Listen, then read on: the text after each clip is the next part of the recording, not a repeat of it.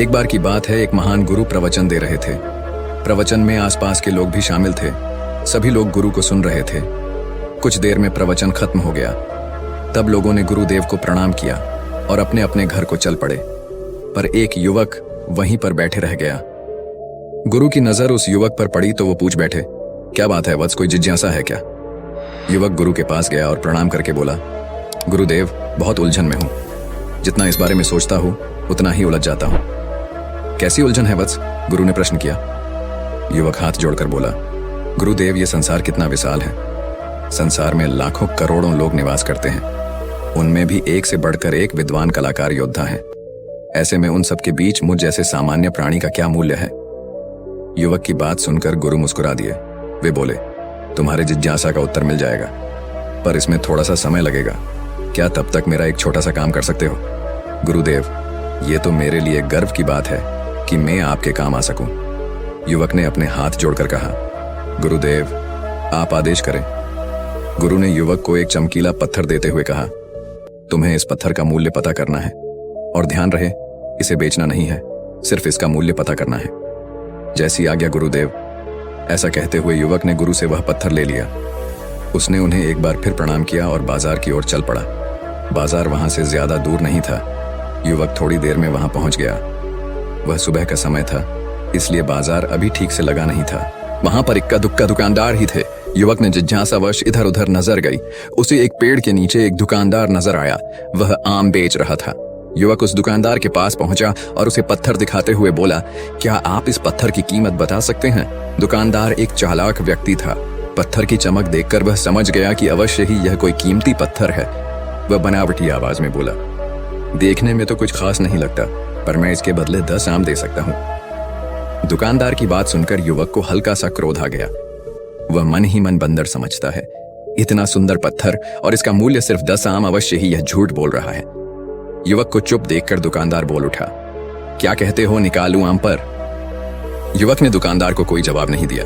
वह चुपचाप आगे बढ़ गया। सामने एक सब्जी वाला अपनी दुकान सजा रहा था। युवक उसके पास पहुंचा और उसे पत्थर दिखाते हुए उसका मूल्य पूछा। उस पत्थर को देखकर सब्जी वाले की आंखें खुशी से चमक उठी। वह मन ही मन सोचने लगा, यह पत्थर तो बहुत कीमती जान पड़ता है। अगर यह मुझे मिल जाए तो मजा ही आ जाए। क्या हुआ भाई, कहां खो गए? युवक ने दुकानदार की तंद्रा तोड़ी। सब्जी वाला चौंकता हुआ बोला, कुछ नहीं, कुछ नहीं, मैं तो बस मन ही मन इसकी कीमत की गणना कर रहा था। वैसे मैं इस पत्थर के बदले एक बोरी आलू दे सकता हूं। सब्जी वाले के चेहरे की कुटिलता देखकर युवक समझ गया कि यह दुकानदार भी मुझे मूर्ख बना रहा है। मुझे किसी और से इसका मूल्य पता करना चाहिए। यह सोचता हुआ युवक आगे बढ़ गया। सब्जी वाले दुकानदार ने युवक को पीछे से आवाज लगाई, क्या हुआ भाई? अगर आपको यह मूल्य कम लग रहा है तो बताएं तो सही, मैं इसे बढ़ा दूंगा। पर युवक ने उसकी बात पर ध्यान नहीं दिया। वह अब इधर उधर किसी ऐसे व्यक्ति को खोजने लगा जो जानकार हो और उस पत्थर की सही मूल्य बता सके। युवक को लग रहा था कि अवश्य ही यह कोई कीमती पत्थर है, शायद कोई जौहरी इसका सही मूल्य बता सके। यह सोचता हुआ युवक एक जौहरी की दुकान पर पहुंचा। जौहरी अपनी दुकान को अभी खोल ही रहा था। उसने युवक को अपनी दुकान की ओर आते हुए दूर से देख लिया था।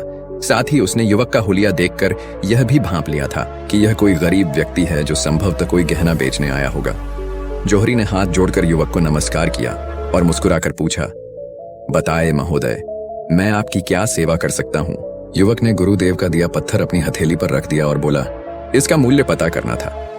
पत्थर को देखते ही जौहरी उसे पहचान गया कि यह बेशकीमती रूबी पत्थर है जो किस्मत वाले को मिलता है। वह बोला, पत्थर मुझे दे दो और मुझसे 1 लाख रुपए ले लो। कहते हुए जौहरी ने पत्थर लेने के लिए अपना दाहिना हाथ बढ़ाया, पर तब तक युवक ने पत्थर को अपनी मुट्ठी में बंद कर लिया था।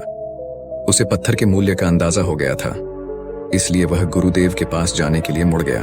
जौहरी ने उसे पीछे से आवाज लगाई, अरे रुको तो भाई, मैं इसके 50 लाख दे सकता हूं। लेकिन युवक को वह पत्थर बेचना तो था नहीं, इसलिए वह रुका नहीं और दुकान के बाहर आ गया। पर जौहरी भी कम चालाक नहीं था। वह उस अनमोल पत्थर को किसी भी कीमत पर अपने हाथ से जाने नहीं देना चाहता था। वह दौड़कर उसके आगे आ गया और हाथ जोड़कर बोला, तुम यह पत्थर मुझे दे दो, मैं इसके बदले 1 करोड़ देने को तैयार हूं। युवक को जौहरी की बातों में अब कोई रुचि नहीं रह गई थी। वह जल्द से जल्द गुरुदेव के पास पहुंच जाना चाहता था, इसलिए ना तो वह रुका और ना ही उसने जौहरी की कोई बात का जवाब दिया। वह तेज तेज कदमों से गुरु के आश्रम की ओर चल पड़ा। जौहरी ने पीछे से आवाज लगाई, यह अत्यंत मूल्यवान पत्थर है, अनमोल है, तुम जितने पैसे कहोगे मैं दे दूंगा। यह सुनकर युवक परेशान हो गया। उसे लगा कहीं पत्थर के लालच में जौहरी उसे पकड़कर जबरदस्ती ना करने लगे, इसीलिए वह तेजी से आश्रम की ओर दौड़ पड़ा। युवक जब गुरु के पास पहुंचा तो वह बुरी तरह से हाँफ रहा था। उसे देखकर गुरु मुस्कुरा दिए, फिर भी उन्होंने अपने चेहरे से कुछ भी जाहिर नहीं होने दिया। वे बोले, क्या बात है वत्स, तुम कुछ डरे हुए से लग रहे हो। युवक ने गुरु को प्रणाम किया और सारी बात कह सुनाई। साथ ही उसने वह पत्थर भी उन्हें वापस कर दिया। गुरु बोले, आम वाले ने इसका मूल्य 10 आम बताया, आलू वाले ने 1 बोरी आलू, और जौहरी ने बताया कि यह अनमोल है। इस पत्थर के गुण जिसने जितने समझे उसने इसका मूल्य उसी हिसाब से लगाया। ऐसे ही ये जीवन है, प्रत्येक व्यक्ति खान से निकले हुए एक हीरे के समान है, जिसे अभी तराशा नहीं गया है। जैसे जैसे समय की धार व्यक्ति को तराश की जाती है, व्यक्ति की कीमत बढ़ती जाती है। यह दुनिया व्यक्ति को जितना पहचान पाती है उसे उतनी ही महत्व देती है। कहते हुए गुरु एक क्षण के लिए रुके, फिर बोले, किंतु आदमी और हीरे में अंतर यह है कि हीरे को कोई दूसरा तराशता है और व्यक्ति को अपने आप को स्वयं ही तराशना पड़ता है। और जिस दिन तुम अपने आप को तराश लोगे, तुम्हें भी तुम्हारा मूल्य बताने वाला कोई ना कोई जौहरी मिल ही जाएगा। दोस्तों, उम्मीद करता हूं कि यह कहानी आप सबको पसंद आई होगी।